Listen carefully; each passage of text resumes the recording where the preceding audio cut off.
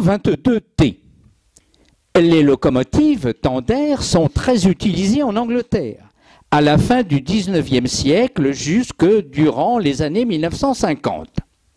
Mais la locomotive type 022T, dite front coupled, est une particularité apparue à partir de 1874 et ayant une disposition typiquement britannique, dont l'explication demande de percer quelques mystères techniques. Une disposition d'essieu très british. Une locomotive à vapeur consomme bien sûr son charbon et son eau. Notre petite locomotive tendeur peut ainsi perdre environ 7 tonnes pendant son service. Si les roues motrices sont délestées de ce poids, elles risquent de patiner, notamment au démarrage. Chose fâcheuse pour un service de banlieue où les démarrages et les accélérations sont très fréquents. Les ingénieurs anglais songent alors à placer au-dessus des roues motrices le maximum de parties de la locomotive dont le poids ne varie pas, c'est-à-dire l'appareil moteur et le corps cylindrique en l'occurrence. Les réserves de charbon et une partie de l'eau sont placées au-dessus des essieux porteurs, le bogie arrière. C'est ainsi que la locomotive conserve toutes ses performances, quel que soit le poids des réserves d'eau et de charbon restants, puisque le poids portant sur les essieux moteurs reste constant. Notons que cette disposition d'essieux a pratiquement été ignorée en dehors du Royaume-Uni. On le trouvera cependant sur quelques lignes urbaines américaines, comme c'est le cas avec les locomotives Forney du métro de New York, mais pour peu de temps. Le Danemark aussi essaiera des 022T Forney. Mason Bogie. Cette locomotive, à la silhouette inhabituelle, est due au talent de l'ingénieur William Mason, qui la dessine pour le compte d'une ligne minière du Colorado. Elle roule sur 2 bogies, comme le ferait une voiture ou un wagon de chemin de fer, pour mieux s'inscrire en courbe, car les voies du Denver South Park and Pacific RR sont sinueuses. Les aventures malheureuses de la straight locomotive. Ce que les Américains appellent une straight locomotive est littéralement une locomotive droite ou raide. C'est la locomotive classique avec son châssis à longeron rigide et ses essieux moteurs bien parallèles, solidement fixée au châssis. Cette disposition a l'avantage de la simplicité et de la robustesse. Elle est tirée de celle de la machine à vapeur fixe d'usine, dont le bâti rigide comporte à la fois le cylindre, la bielle, la manivelle et le volant. Seulement, si une machine d'usine est fixe, par définition comme dans les faits, une locomotive est un véhicule et sa mobilité lui demande de s'adapter aux irrégularités d'une voie et surtout de s'inscrire dans les courbes. Tant que les voies sont planes, tant que les courbes sont à très grand rayon et à entrée en courbe progressive, tout se passe bien et les faibles jeux latéraux des essieux suffisent à assumer l'inscription en courbe. Mais pour peu qu'il s'agisse de voies sinueuses, rapidement construites dans des sites montagneux, ce qui est le cas de nombreuses lignes minières ou forestières, rien ne va plus. La locomotive est trop straight et il faut songer à une solution articulated. T3. Cette locomotive est très populaire en Allemagne et bien des fabricants de trains miniatures l'ont inscrite à leur catalogue, tant son souvenir est encore bien présent aujourd'hui. Elle a tout fait, mais absolument tout, et sur l'ensemble du réseau allemand, où sa robustesse, sa souplesse et ses performances furent très appréciées. La 030T, locomotive tendeur européenne par excellence. La disposition d'essieux type 030 se prête très bien à la construction de locomotives tendeurs courtes, trapues, puissantes, mais surtout capables, vu leur faible empattement, de s'inscrire facilement dans les courbes à faible rayon des dépôts, ateliers, triages, embranchements industriels ou portuaires.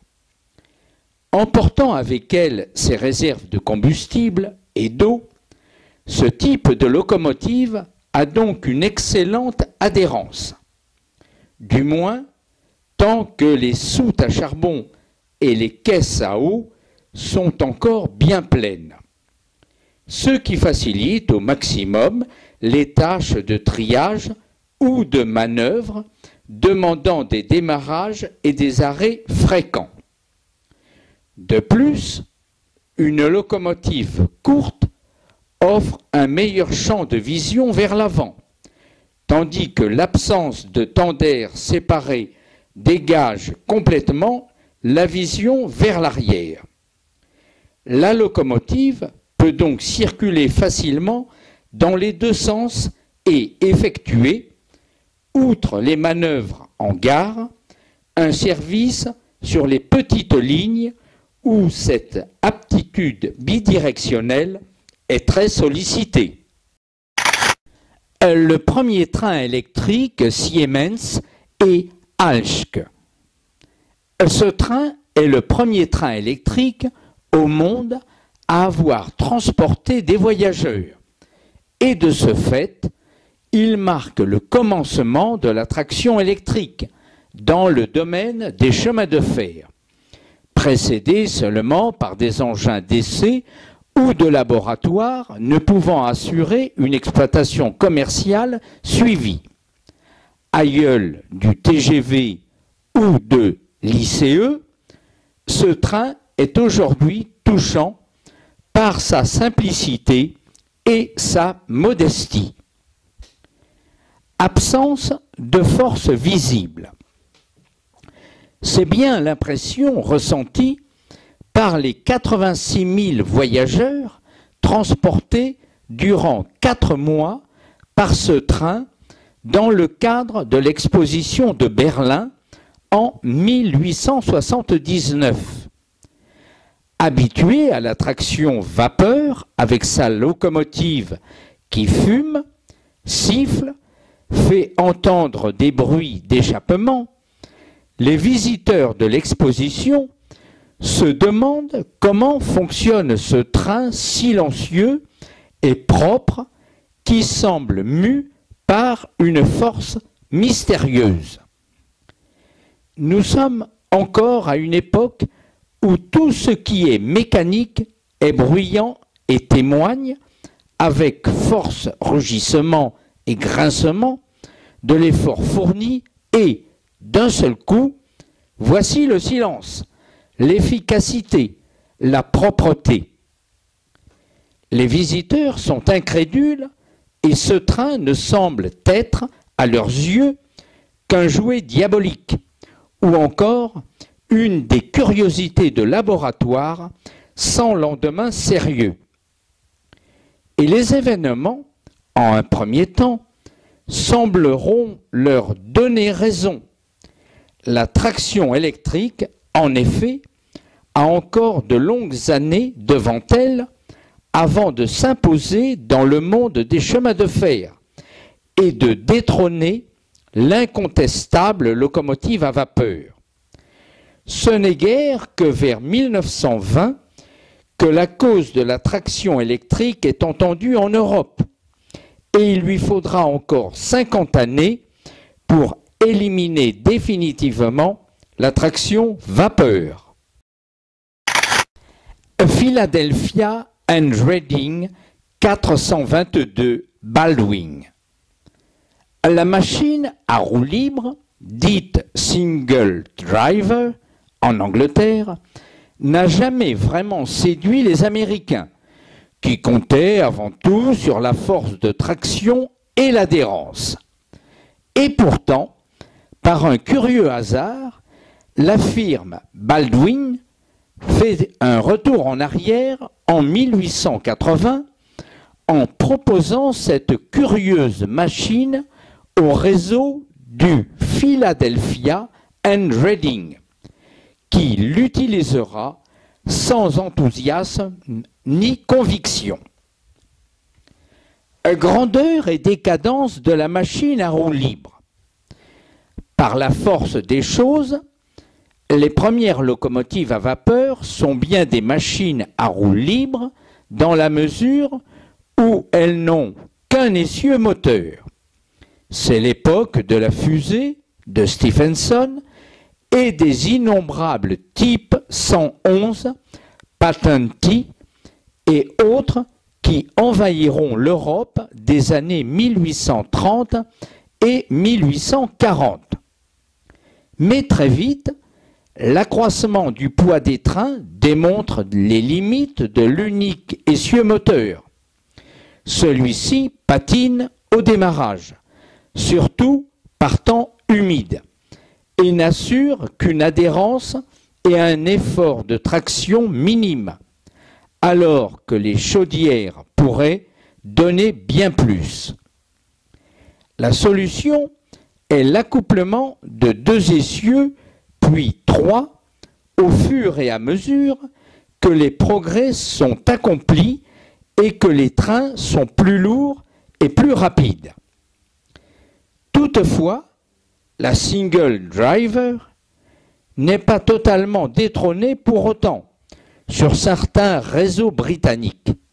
En effet, si l'Europe et le monde entier en sont déjà à des locomotives à 2 ou 3 essieux accouplés, certains ingénieurs anglais de la fin du XIXe siècle ont encore le culte de la single driver, comme la célèbre Stirling du LNER ou la Midland Single Driver. Ce type de locomotive peut en effet rouler très vite sans présenter les mouvements parasites et les vibrations qui affectent les machines à essieux accouplées du fait du poids des bielles de liaison. Mais le peu d'adhérence et un faible effort de traction auront raison de ces belles locomotives peu avant la fin du XIXe siècle. Groupe 150, Rete Adriatica. En 1885, le chemin de fer italien, avec la constitution des réseaux Rete Adriatica, Rete Mediterranea et Rete Sicula, parvient à son âge de maturité. Il faut désormais faire circuler des trains rapides sur ces réseaux. La locomotive type 220 est à l'époque ce qui se fait de mieux en matière de machines de vitesse pour trains de voyageurs. Les réseaux passent commande à l'industrie nationale et étrangère. Privatisation et renationalisation.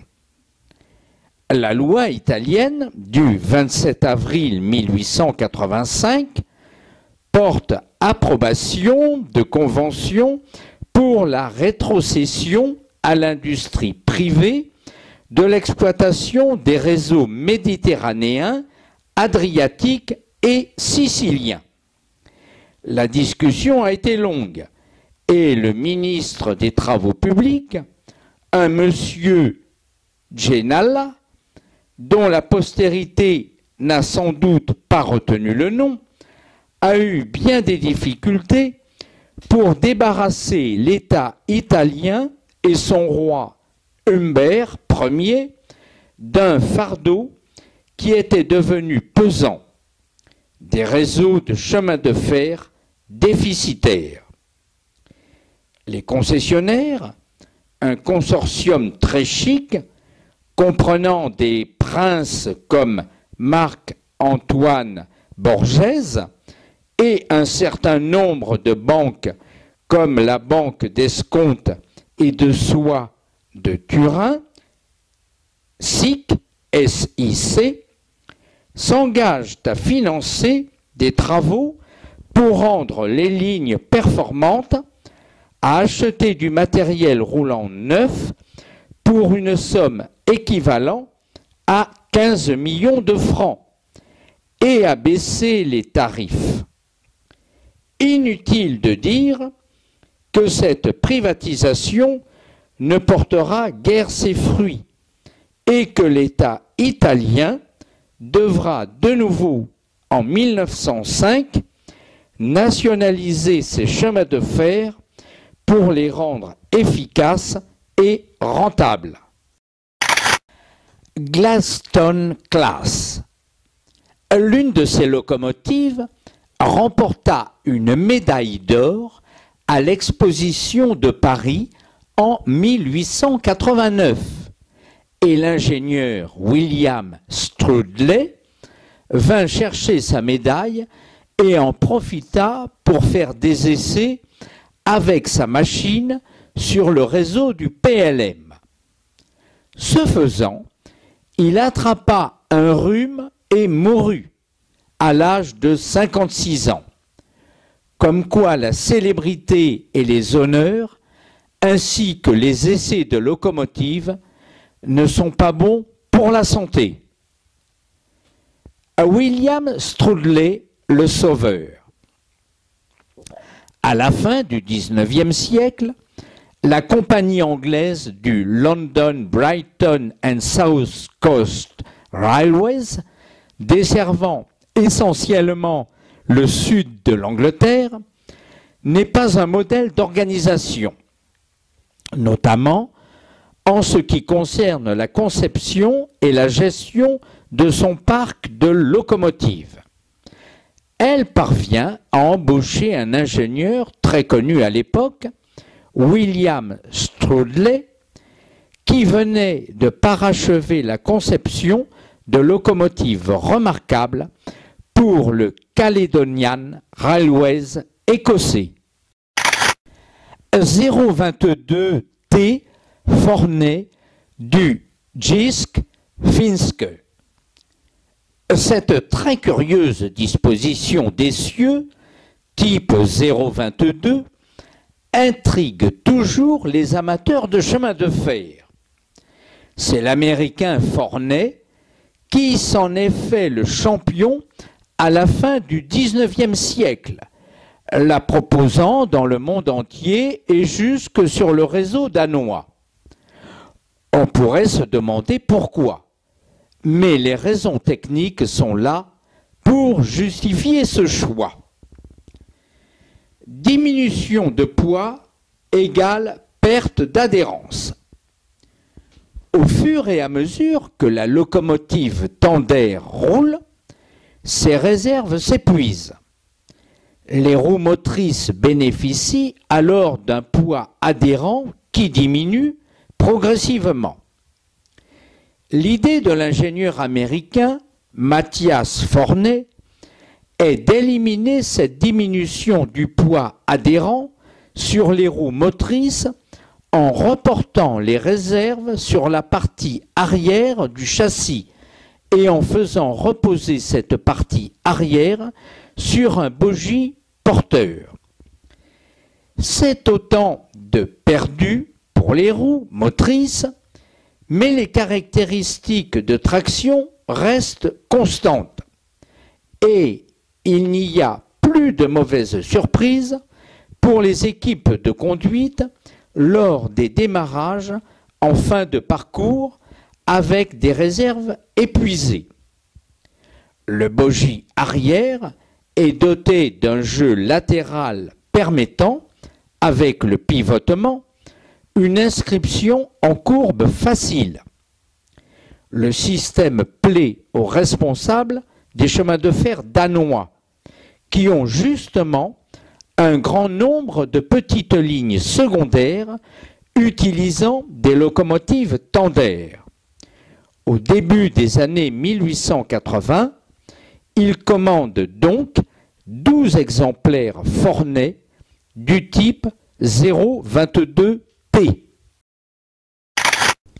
Plus tôt, à la disposition d'essieux type 021 a eu son heure de succès chez les ingénieurs chargés de concevoir les locomotives à vapeur des réseaux européens de la seconde moitié du XIXe siècle, tant au Royaume-Uni qu'en France ou en Allemagne.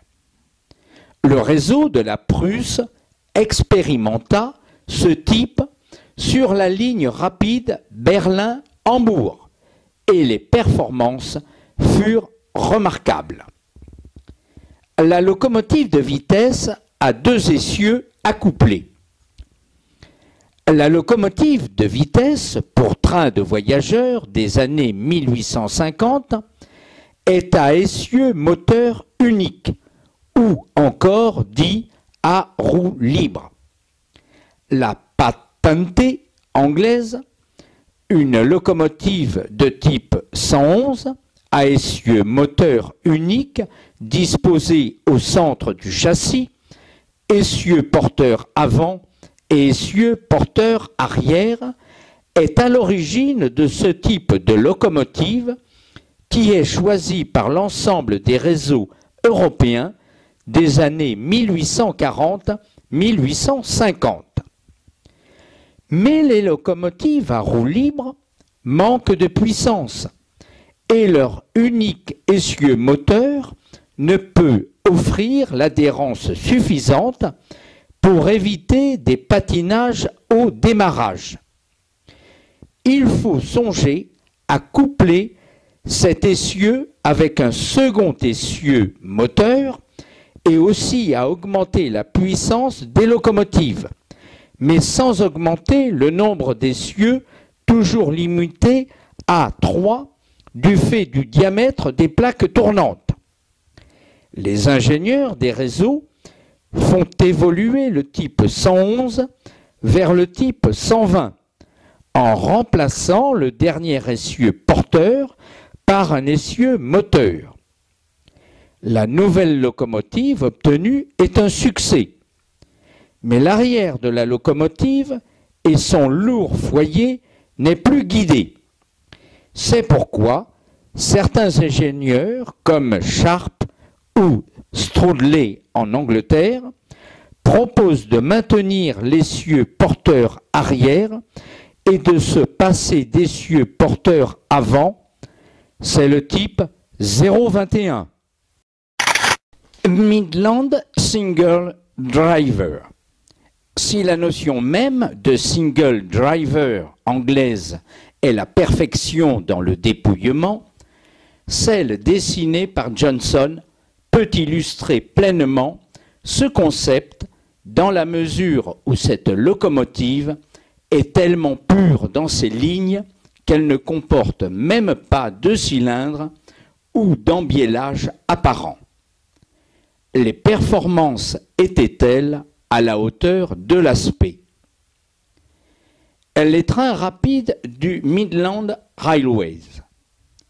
Cette compagnie anglaise dessert à partir de sa grande gare londonienne de Saint-Pancras l'ensemble du cœur et du nord-ouest de l'Angleterre. Mais partout ce réseau se heurte à la concurrence d'autres réseaux qui ont des lignes parallèles à celles du Midland, ou contournent le territoire du Midland par des itinéraires plus favorables.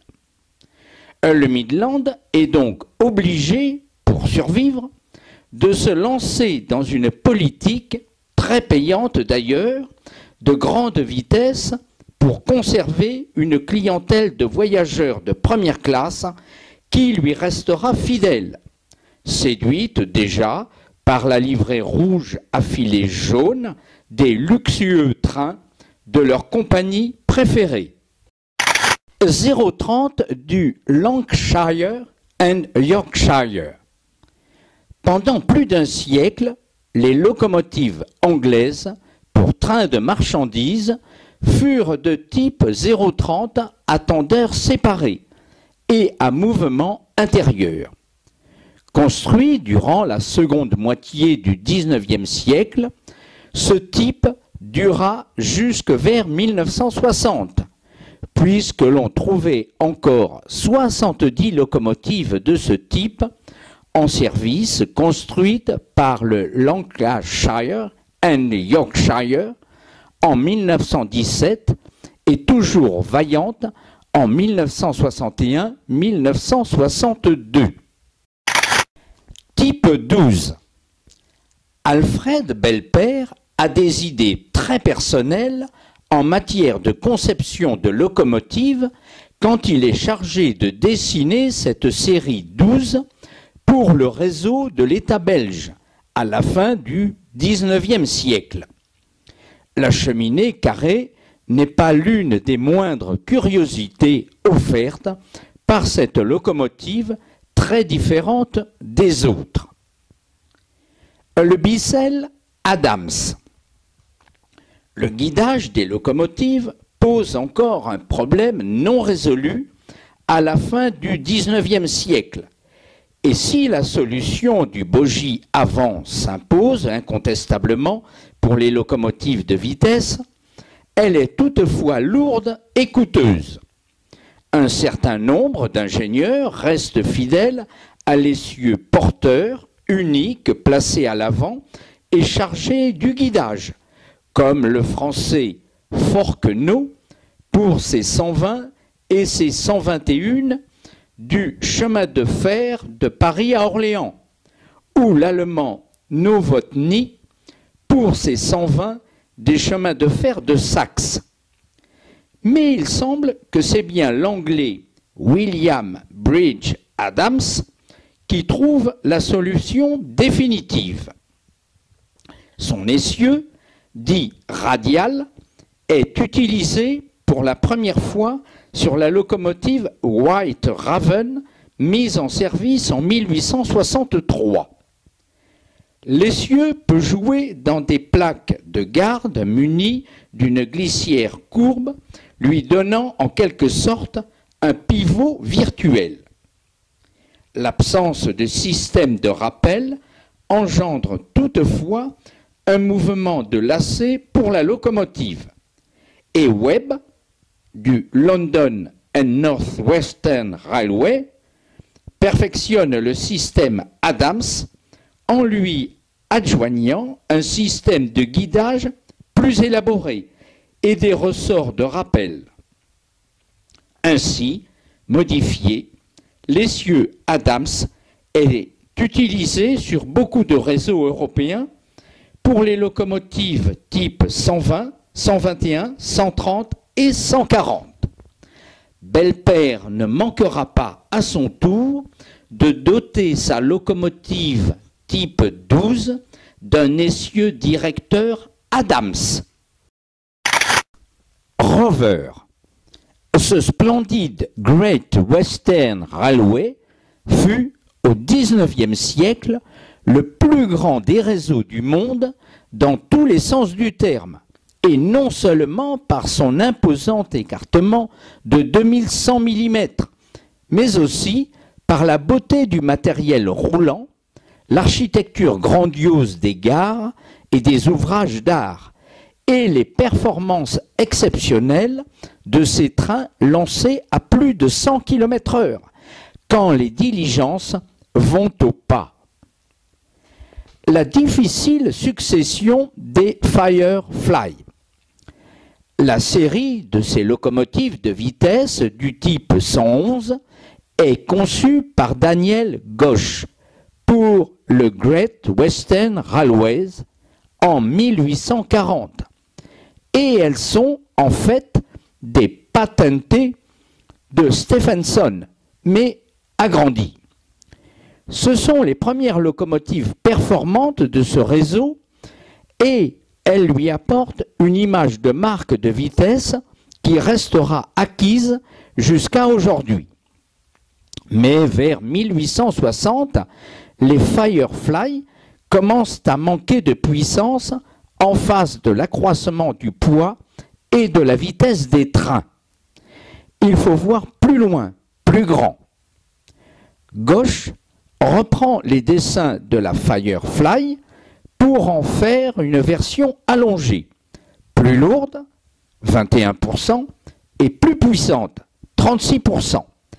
Et le prototype, nommé Great Western, est présenté en 1846. C'est aussi une locomotive du type 111, mais la rupture de l'essieu porteur avant, soumis à de fortes contraintes mécaniques, entraîne le passage au type 211 par dédoublement de l'essieu avant. Il ne s'agit pas d'un bogie. Les deux essieux porteurs avant sont solidaires du châssis.